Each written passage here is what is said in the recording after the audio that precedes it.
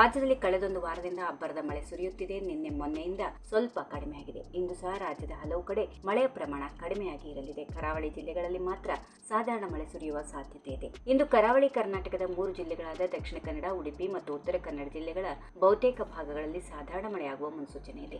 ದಕ್ಷಿಣ ಕನ್ನಡ, ಉಡುಪಿ ಮತ್ತು ಉತ್ತರ ಕನ್ನಡ ಜಿಲ್ಲೆಗಳಲ್ಲಿ ಮುಂದಿನ ಕೆಲವು ದಿನಗಳ ಕಾಲ ಹಲವು ಕಡೆ ಸಾಧಾರಣ ಮಳೆಯಾಗುವ ಸಾಧ್ಯತೆ ಇದೆ. ಇಂದು ಗಂಟೆಗೆ 30 ರಿಂದ 40 ಕಿಲೋಮೀಟರ್ ವೇಗದಲ್ಲಿ ಗಾಳಿ ಬೀಸುವ ಸಾಧ್ಯತೆ ಇರುವುದರಿಂದ ಮೀನುಗಾರರು ಹಾಗೂ ಸಮುದ್ರ ತೀರ ಪ್ರದೇಶದ ನಿವಾಸಿಗಳು ಎಚ್ಚರಿಕೆಯಿಂದ ಇರಬೇಕು ಎಂದು ಹವಾಮಾನ ಇಲಾಖೆ ಸೂಚನೆ ನೀಡಿದೆ. ಮಲೆನಾಡು ಭಾಗದ ಶಿವಮೊಗ್ಗ, ಚಿಕ್ಕಮಗಳೂರು ಮತ್ತು ಕೊಡಗು ಜಿಲ್ಲೆಗಳ ಕೆಲವು ಪ್ರದೇಶಗಳಲ್ಲಿ ಜುಲೈ 13 ರಿಂದ 15ರ ಅವಧಿಯಲ್ಲಿ ಸಾಧಾರಣ ಮಳೆ ಸುರಿಯಲಿದೆ. ಜುಲೈ 15ರವರೆಗೆ ಒಳನಾಡಿನ ಬಹುತೇಕ ಜಿಲ್ಲೆಗಳಲ್ಲಿ ಒಣ ಹವಾಮಾನ ಇರುವ ಸಾಧ್ಯತೆ ಹೆಚ್ಚಾಗಿದೆ ಹೀಗೆಂದು ಹವಾಮಾನ ಇಲಾಖೆ ತಿಳಿಸಿದೆ. ಇನ್ನು ಬೆಂಗಳೂರಿನಲ್ಲಿ ಗರಿಷ್ಠ ತಾಪಮಾನ 31 ಡಿಗ್ರಿ ಸೆಲ್ಸಿಯಸ್, ಕನಿಷ್ಠ 20 ಡಿಗ್ರಿ ಸೆಲ್ಸಿಯಸ್ ದಾಖಲಾಗಲಿದೆ.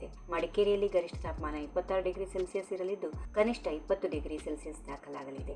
ಉತ್ತರ ಒಳನಾಡಿನ ಬೆಳಗಾವಿ, ಗದಗ, ಹಾವೇರಿ ಜಿಲ್ಲೆಗಳಲ್ಲಿ ಜುಲೈ 13 ರಿಂದ 15ರವರೆಗೆ ಈ ಭಾಗದಲ್ಲಿ ಮಳೆ ಕೊರತೆ ಕಾಣಿಸಿಕೊಳ್ಳುವ ಸಾಧ್ಯತೆ ಇದೆ. ಇನ್ನು ಜುಲೈ ತಿಂಗಳ ಅರ್ಧ ಭಾಗ ಕಳೆದಿದ್ದರೂ ದೇಶದಲ್ಲಿ ನಿರೀಕ್ಷಿತ ಮಟ್ಟದಲ್ಲಿ ಮುಂಗಾರು ಮಳೆ ಸುರಿಯದೇ ಇರುವುದು ತೀವ್ರ ಆತಂಕ ಮೂಡಿಸಿದೆ. ಇತ್ತೀಚಿನ ದಿನಗಳವರೆಗೆ ಮಹಾರಾಷ್ಟ್ರ ಮತ್ತು ಗುಜರಾತ್ ರಾಜ್ಯಗಳಲ್ಲಿ ಭಾರಿ ಮಳೆಯಾಗಿ ಜನಜೀವನ ಅಸ್ತವ್ಯಸ್ತಗೊಂಡಿತ್ತಾದರೂ ಈಗ ಅಲ್ಲಿಯೂ ಕೂಡ ಇದ್ದಕ್ಕಿದ್ದಂತೆ ಒಣ ಹವಾಮಾನ ಆವರಿಸಿದೆ.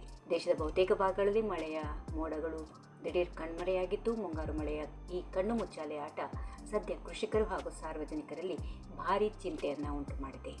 ಈ ವಿಡಿಯೋ ನಿಮಗೆ ಇಷ್ಟವಾದಲ್ಲಿ ಲೈಕ್ ಮಾಡಿ, ಶೇರ್ ಮಾಡಿ, ಸಬ್ಸ್ಕ್ರೈಬ್ ಮಾಡಿ.